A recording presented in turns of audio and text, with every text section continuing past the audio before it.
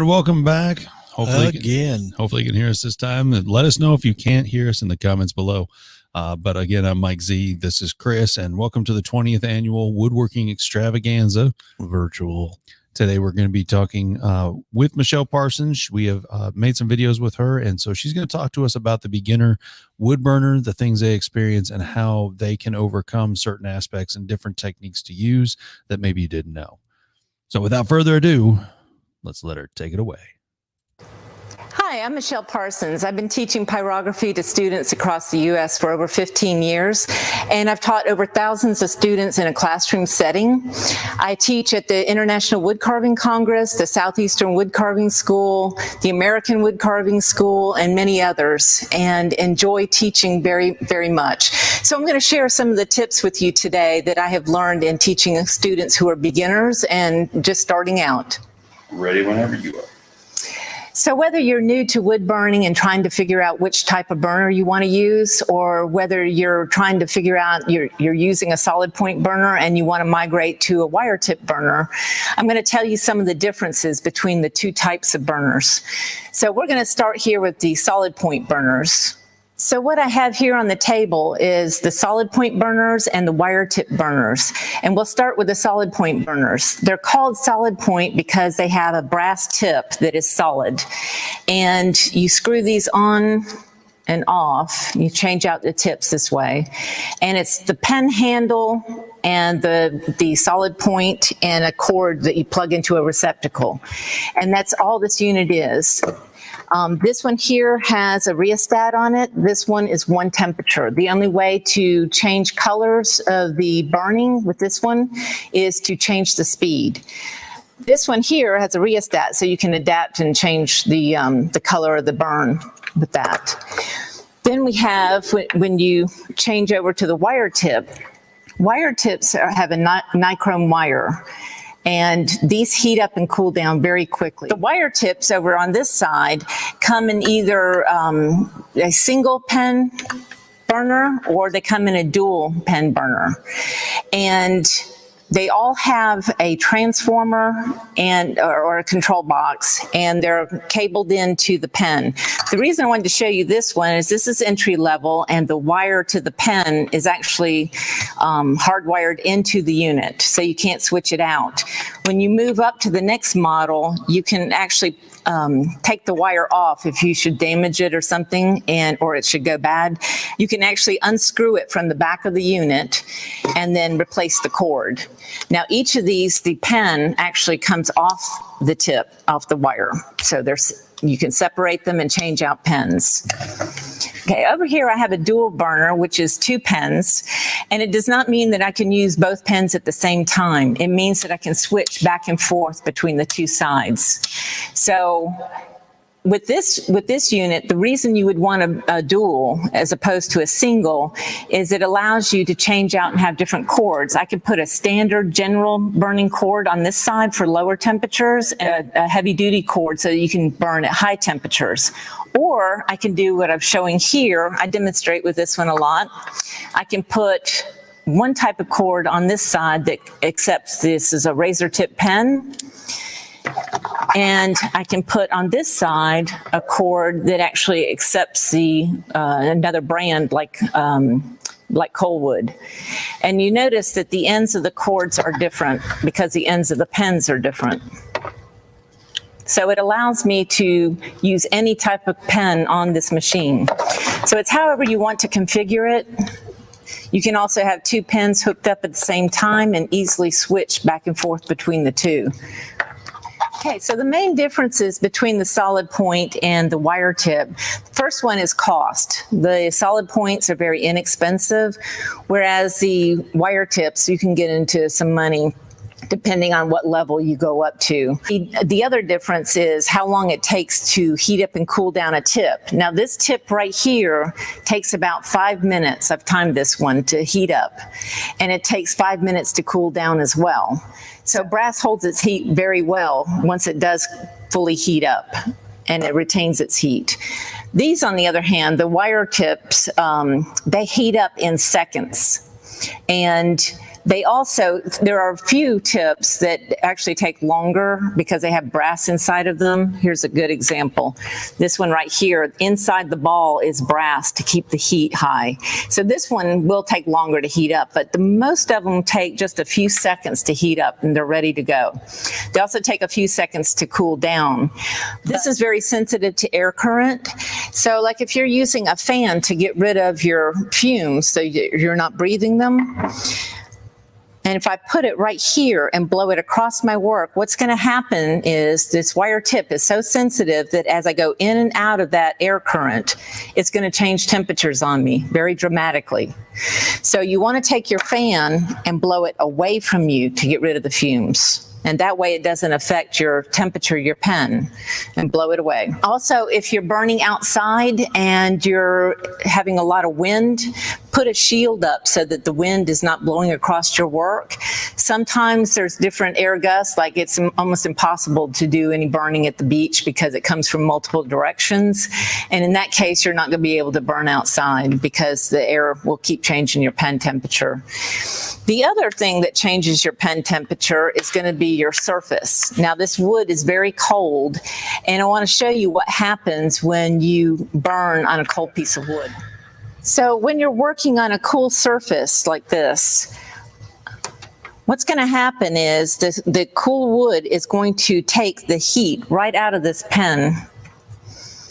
So right now, I've got it adjusted to where it's getting hot because I'm holding it up in the air, but as soon as I put it down on the wood, it's going to turn black. And then as I pull it, it's going to get lighter and lighter. And now look, I have nothing.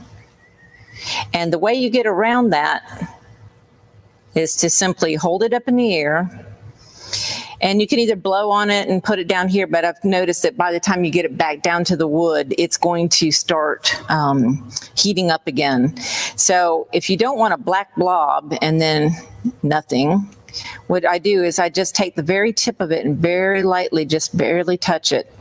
And that way it starts cooling it down, and then I come down and start burning. The other thing, if you notice, what I'm doing is keeping short strokes. I keep my strokes at about 1/2 inch. And if I want this darker or longer, I can do a second row. If I want to get it darker, I just turn my heat up a little bit and do the whole thing again.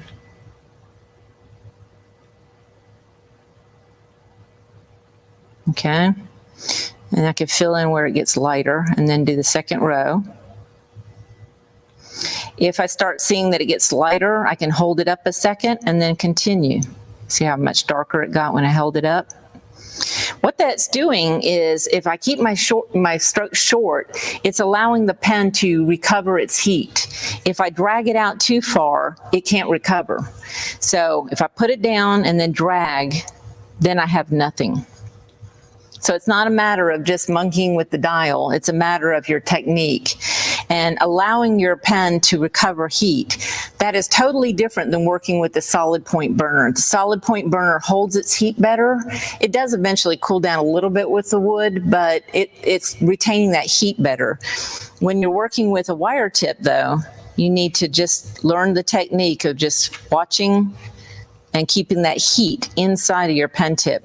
Now you can do shading with little circles and things like that. If you want to keep it on the wood and do circles, then I would turn my heat up.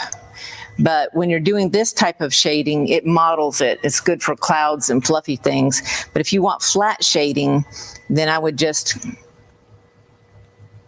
do that.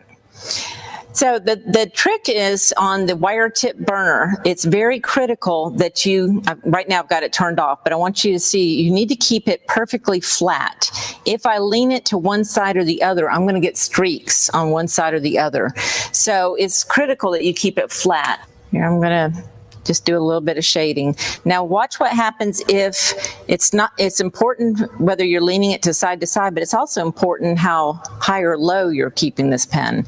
If I lean it back too far and I pull it, look what happens. I get a double line. If I tip it up just a little bit more, so it's more in a 45-degree angle, then I can get more of a flat shape. like this. And I also tip it up a little bit higher sometimes, and I write with this tip. Even though it's not a writer, I can make lines with it. So mainly you're wanting to be in this area right here at about a 45-degree angle to get that nice and flat. You see how much darker it's gotten. It's now heated up fully. And I can get a nice black by just doing my short strokes. But if I get too light, I just hold it up for a second and just keep going.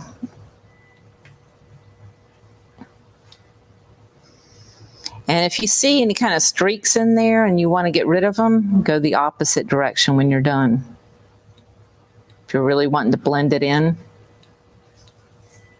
So another major difference between the solid point burners and the wire tip burners is the distance from your hand to the tip. Now, if you notice here, my hand is pretty far back from the tip. And if I hold this particular point at the right angle so that it's askew and it's on the wood like this, my hand is way up in the air and I can barely I can't get my pinky down to support my hand. So what I end up doing is putting my wrist under here as my support.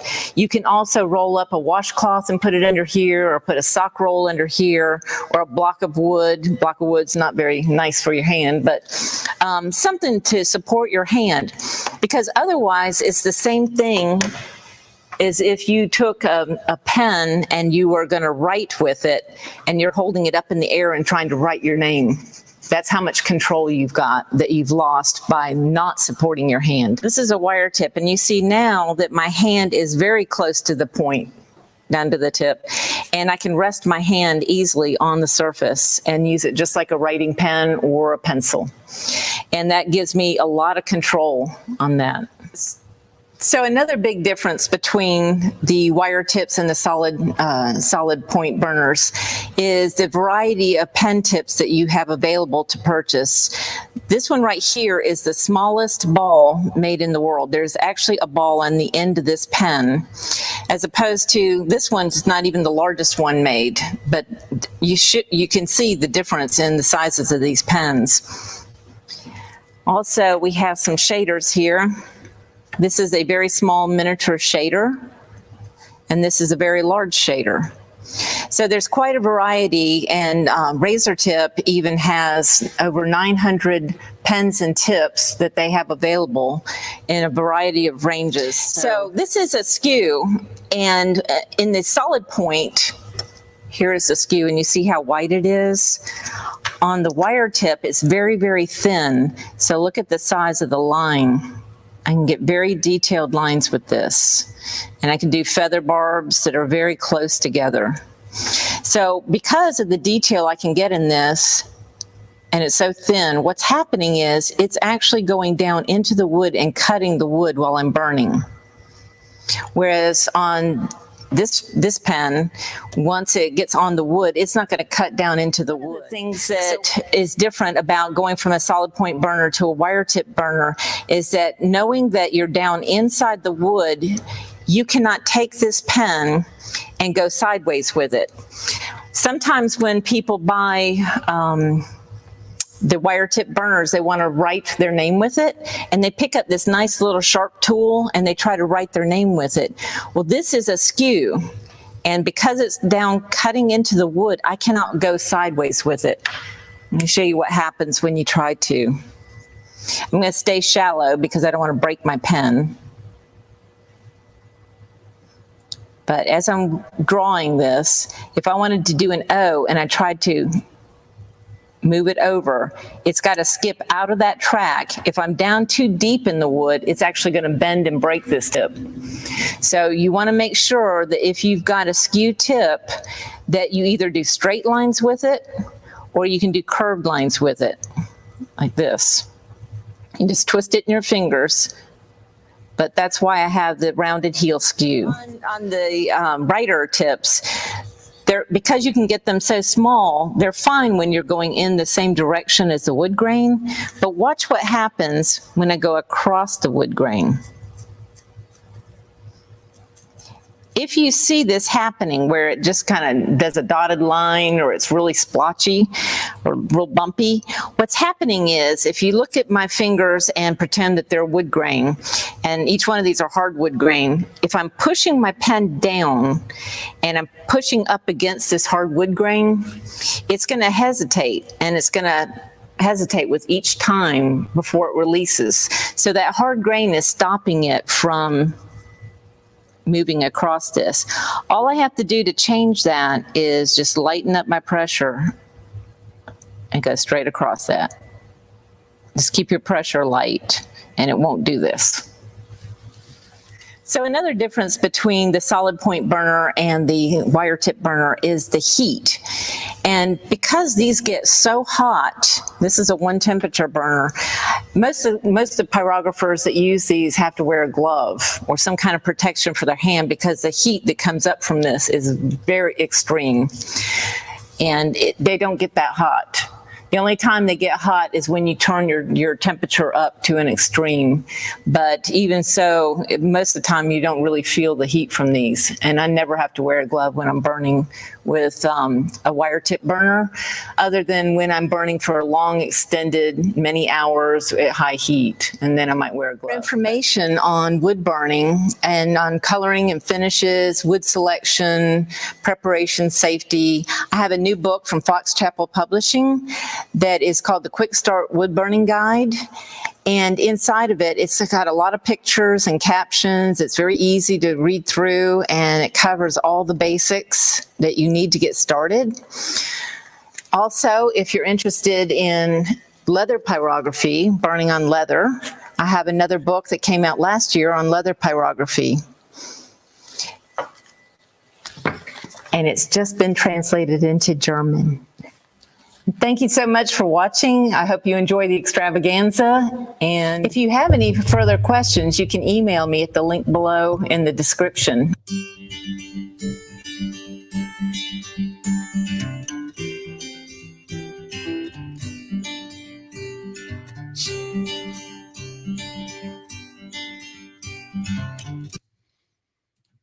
All right, so that was the first film, and then the second one is going to be more towards hold on a second, there's I catch my voice. The beginner mistakes that most wood burners make when they first start out. I caught it. I'm giving it back to you. Oh, well, that's so nice. Thank you. All right. Oh, 1 second there. It caught me off guard. I wasn't ready for that. If you're new to pyrography or wood burning, you've probably encountered some issues that you've gotten frustrated with. I'm going to go over a few of the common mistakes that people encounter when they're beginners and show you how to resolve those. So one of the issues that people have when they first start burning is that they pick up the wrong tip for a project. A lot of times people are wanting to sign their names and they pick up a tip like this because it's small and pointy and they think they could sign their name with it. But in fact, this one is a skew, so it cuts when it burns. And if you go to make a circle with it, you can just make an arc. But because it's cutting, it's down below the surface of the wood. So if I go to make an O in one motion, it's going to skip out of that track. And if I have it deep enough in that wood, it's going to break it. So you need to learn something about the different categories that pens are in. So the first category is the writer category, and all the pens have a same characteristic in this category. They're a bent wire or a ball or a post with a grounded round end. And the reason for this is when it's rounded on the end of the tip, it allows the pen to go across the wood grain. So you can move the pen in any direction and therefore do writing motions with it. You can make circles and loops and L's and E's. The second category is the skew category, and these are tips with a knife edge. So you can see they're pointed on the end, that's called the toe, or they're rounded on the end, or they got a lower point that's called the heel. It's either squared off or at a sharp angle, or it's rounded. And by being rounded, it allows you to curve pen. But these all cut the wood and they only make straight lines or curved lines. If you want to make a circle, you have to make it in small little segments and pick up where you left off while you're turning the board. The third category is the shaders. They look like skews, and they actually are skews. They have a knife edge, but they've been bent at a 45-degree angle. So what you're looking at here in the pictures are a straight-on shot or a shot to the side where it's bent about a 45-degree angle. Some of them are a little less, some are a little more, but mostly it's 45 degrees. And what this allows you to do is to put the tip on the wood like an iron and still hold the pen handle at a 45-degree angle.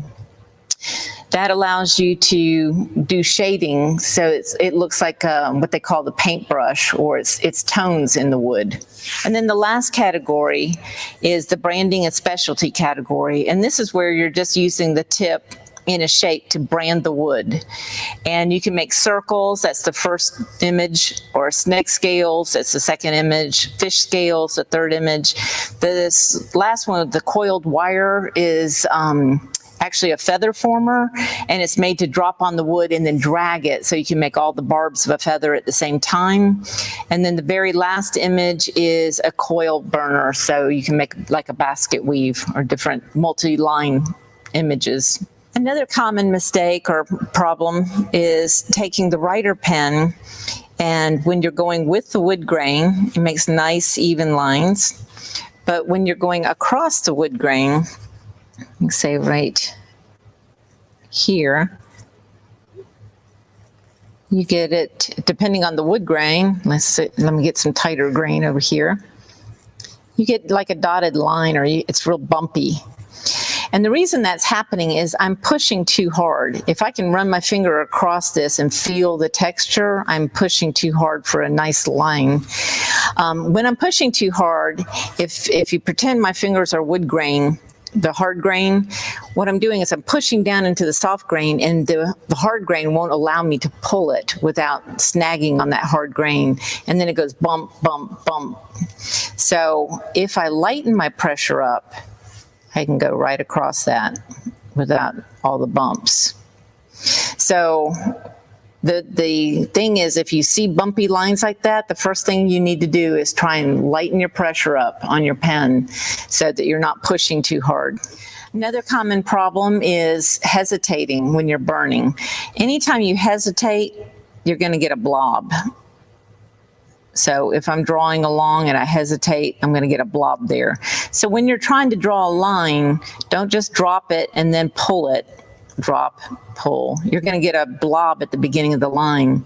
Or if you pull the line and then stop at the end and hesitate, you're going to get a blob at the end. If you're very talented, you can manage to get a blob at either end and a very light line in between. And I'll explain to you what's going on there. What happens is, you want to get a consistent speed, and you want your pen in motion. When you get to the end of the line, simply lift it so you get a nice even line. So you don't hesitate and pull, or don't pull and hesitate. To get this type of line where you see a dot on either end, what's happening is you're pulling too fast. You're coming down in motion, but you're too quick in between, and so it gets thin. So if you just slow that down, you're going to get a nice even line. So it's all about your speed and controlling your speed. Another common problem is, it's tied in with the last one. If you are a fast burner and you burn too fast, look how fast this is. If you're real quick, you see how light it is? What happens is, people that burn real fast like this, and see there's that double line. If you burn really quick, your line never gets dark enough, as opposed to if you burn slower, and you get a nice rich line. But if you're burning really fast, what happens is you have a tendency to turn the dial up on your burner, and you get it too hot. You're around like say an 8 or 9 just to burn lines of this color. And what will happen is, you're going to get a lot of extra heat up on your hand. And every time you hesitate while you're burning whatever design, if you hesitate just a split second, you're going to get blobs everywhere. You're also going to get, if it's really hot and you turned it up, you're going to get overburning, which means it's going to be an amber color on either side of your line. So just turn your heat down. You should typically be between, say, a 4 on your dial and, say, a 7, somewhere in between there. It's not an absolute, but you generally in that range. And then just do a nice, even, slower stroke. Not too fast, not like this. So slow down. So another problem people have is the shader, getting the shader to work where it's a nice even burn. One of the first things I'm going to tell you is to make sure that side to side you're very flat. You need to have this like an iron. It needs to be flat so you're not tilting it from one side to the other. So now I'm going to show you what usually happens. I've started out really dark and now I'm trying to get it lighter and darker, and now I have nothing, and I'm getting very frustrated as a new burner. And so the way to get around this, where you're going from one extreme to the other, where you can't even get the color in there, is to realize that these tips, nichrome wires, heat up very fast and they cool down very fast. This wood is already cold, so it's going to pull all the heat right out of that tip immediately. And if you don't allow it to recover, it's going to keep pulling it down to where now it's warmed back up and I'm going to be dark again, but now look at how light it is. And I can't even get a dark color out of that. So I'm going from this to this. So the way you get around that is to hold your tip up in the air, let it get hot, and then just very, very lightly, just barely touch with the tip and let it cool down. Now that it's gotten a little cool, now go ahead and put it flat and just do short overlapping strokes. If you need it a little bit darker, hold it up for a split second longer. But every time I pick it up and go to put it down, it's allowing this pen tip to recover its heat. If I go too far, then it can't recover. It'll be like this, where I can't see anything. Now, if you want to have a longer stroke, all you need to do is go for a second row. But I keep mine about 1/2 inch short. And see how it's getting a little bit lighter there? So just hold it up for a second and just continue on.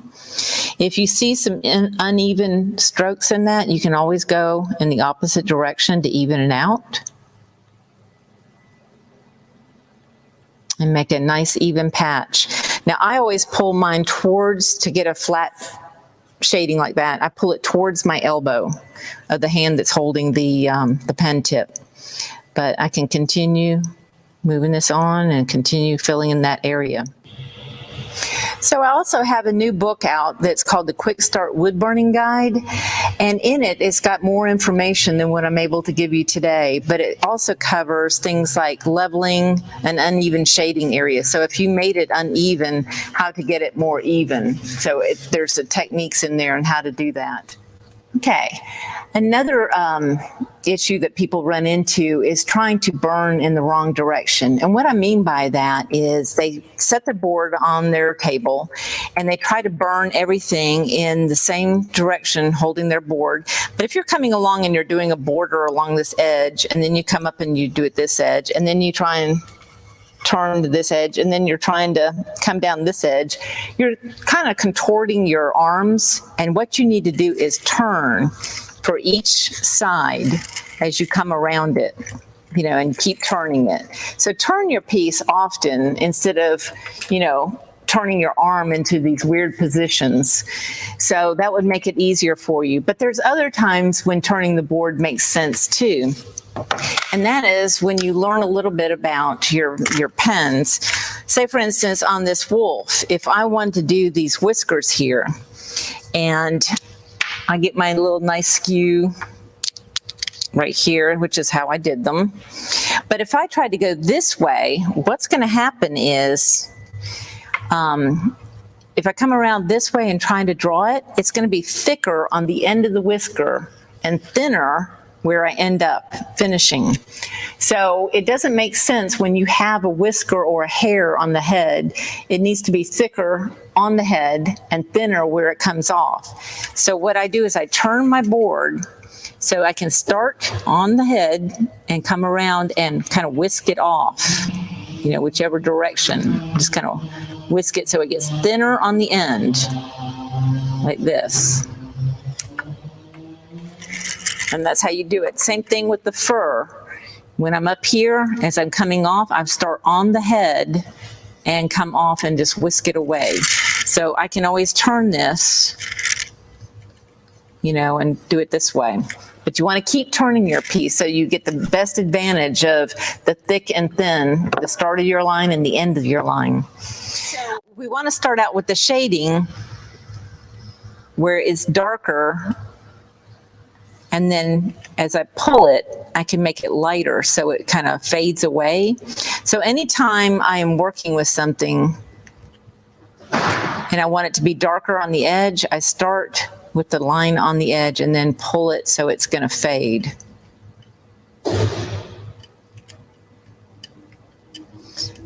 Instead of the other way around. If I did this way, I couldn't stop at that line. So that's another point that I want to make to you. If I have any kind of shape, like say a circle, my shader should always be on the inside of that shape, and I'm going to turn it.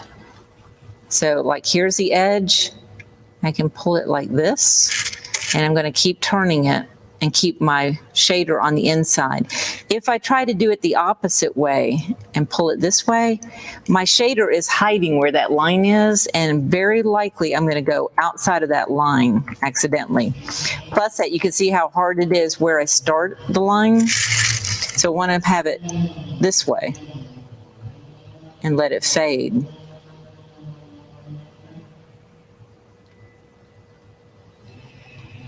Okay. Now, as far as those of you who want to know about this easel, this is a Lazy Susan turntable. It also raises up so that you can put it like this. It has 6 different positions, and there will be a link below on where you can get that. But this is very helpful, especially when you're wanting to do something like Celtic knotting or something where you have to turn your piece a lot. It makes it very quick and easy to turn this. It also helps when you're bringing your work closer to you so you're not leaning over your work and the fumes aren't going into your face. It also comes with a stop that you just push in here, and it stops it from rotating. Another issue that beginners run into is burning on the wrong materials.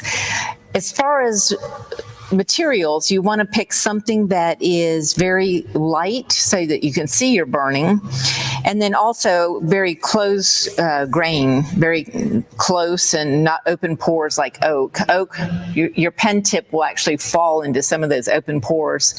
So you want something very close. Now this is basswood. You can also use like poplar or maple. They're all good woods. Something that's domestic, you want to stay away from exotic woods like from the rainforest, and stay away from walnut. Has issues with woodworkers and they're breathing the dust. It has some carcinogenic issues from that, and so I just assume that you don't want to burn it either because you don't want to breathe the fumes. So I would stay away from walnut. It also, patina is so dark that you really can't see your burning after a while anyway.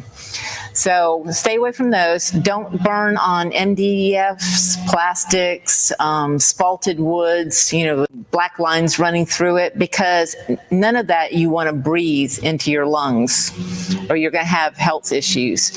One of the things that's going to help you when you're burning, so that you're not breathing the fumes as much, is to open the doors and the windows if possible. Sometimes it's hard in the wintertime, but you want to get some air current through your room. You can also use a fan like this, a small portable fan, but don't blow it across your work, because every time your pen comes in and out of that zone, it's going to change your pen temperature. So you want to point your fan away from your work. so that the fumes blow away from you. But they're still going to circulate in the room while you're in there and for about several hours afterwards. So keep that in mind when you're burning. Also, there's another type of fan. This is called an activated carbon filter fan. And as you can see, it has a carbon activated filter in there. And this actually traps the fumes. So this is different. You put this not across the table from where you're working, but right next to where you're working. And the fumes have to go through this first, and it traps the fumes. So that way you're not breathing them. It's actually trapped in this filter. These filters are not washable. You have to replace them, but each filter is approximately 250 hours of burn time. You can tell when you need to replace them because they start clogging up. As you can see, this one's a little bit getting clogged and dirty. So once they get dirty and you start smelling your wood burning again, then you need to replace the filter.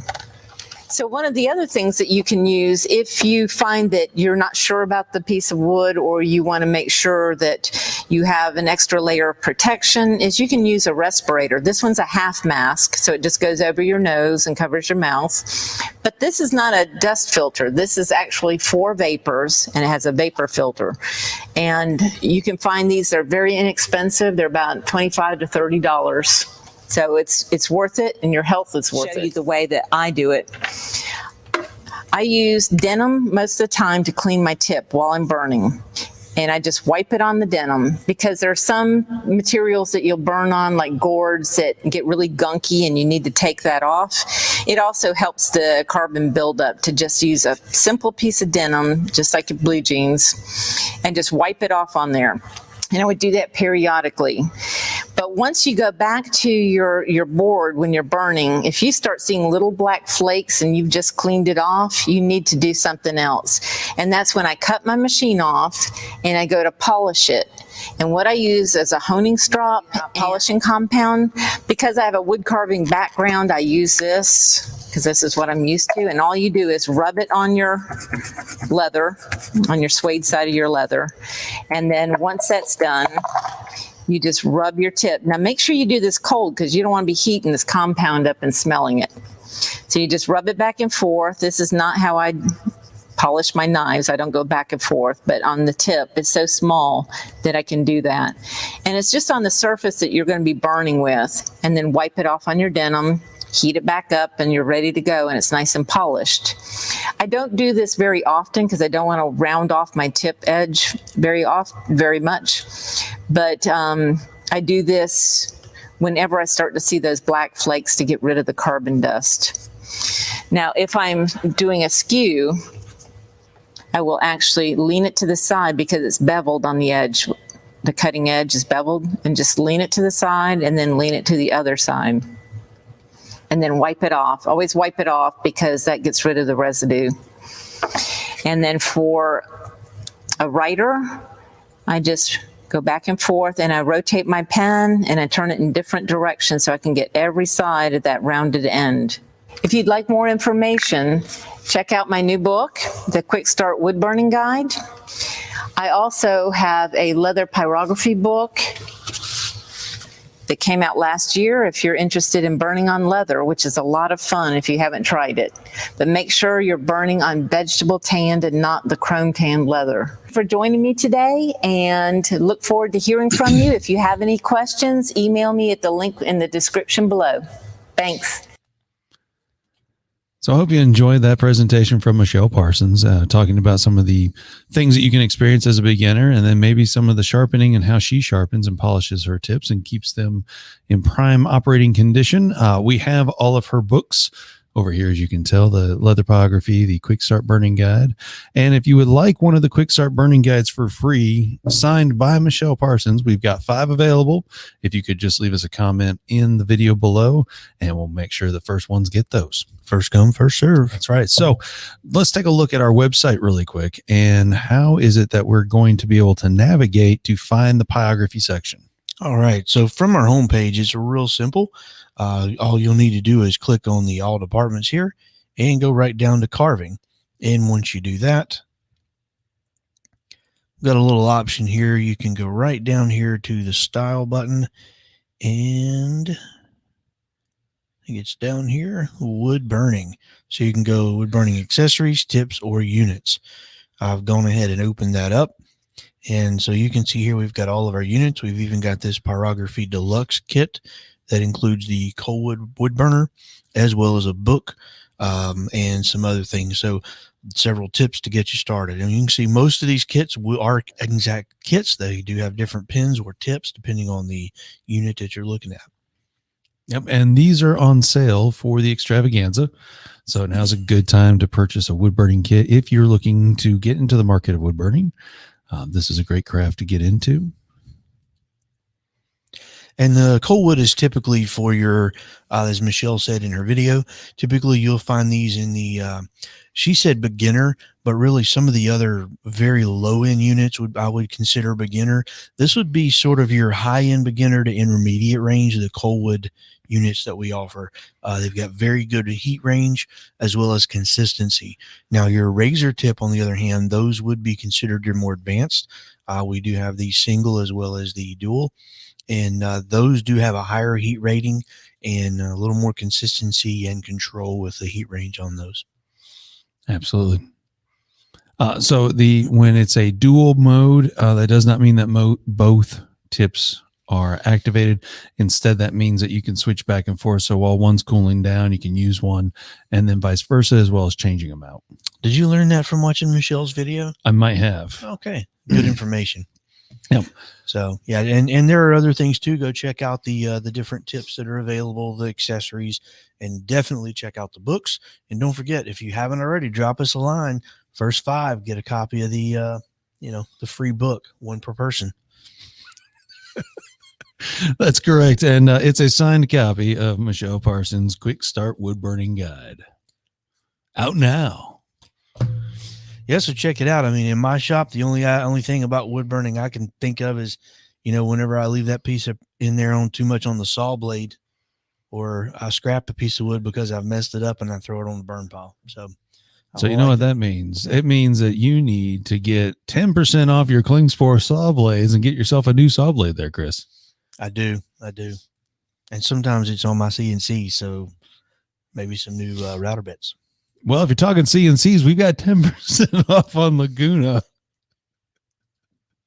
Oh, I'd have fun with that one. We're supposed to fit them in somewhere. So, hey, might as well have a little fun with it this time. So, we hope you enjoyed today's presentation with Michele Parsons. Unfortunately, she couldn't be in to actually answer questions live, so we apologize, but she is in all of our stores all throughout the week here. So definitely check out Woodworking Shop Extravaganza to find out where she will be demonstrating at next. Yep. And while you're there, just check out the rest of that calendar of events and see what's coming up next. Next week, we have a huge lineup, a lot of options, a lot of cool things, both online, virtual, and in the store. That's right. Well, once again, thank you for joining our 20th annual Woodworking Extravaganza. I am Mike Z. I'm Chris. You guys, everybody have a great day, and thank you very much for joining us. Enjoy your weekend.